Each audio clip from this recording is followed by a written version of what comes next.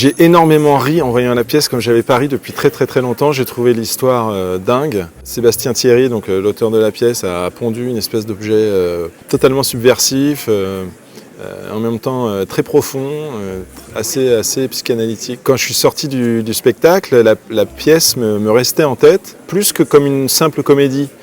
Il y avait vraiment des niveaux de lecture qui m'intéressaient, j'avais envie d'explorer. Il y a 70% de la pièce dans le film et les 30% que j'ai rajouté, c'était ma manière d'en faire mon histoire.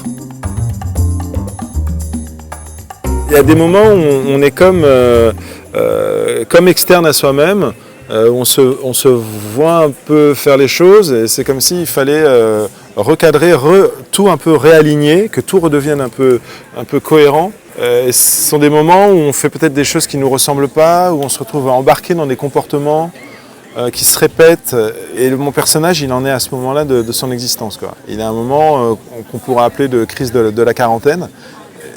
Et c'est là qu'entrent en jeu les secrets de famille, parce que là, c'est ça qu'il va découvrir.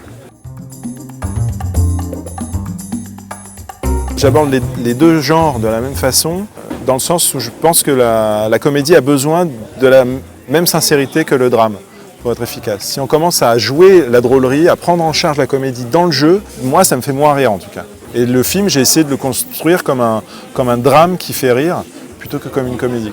Pour moi c'est une tragédie, quoi. C'est assez atroce. Et en même temps de rire de ça, ça libère, quoi. Je pense que c'est la curiosité. La curiosité, ça peut faire redémarrer pas mal de choses. Et surtout quand on arrive entre 40 et 50 ans, où on a été obligé de se créer des certitudes pour pouvoir se construire, pour pouvoir être fort. Et c'est ces certitudes-là qu'il faut s'amuser à déconstruire pour se créer une nouvelle énergie.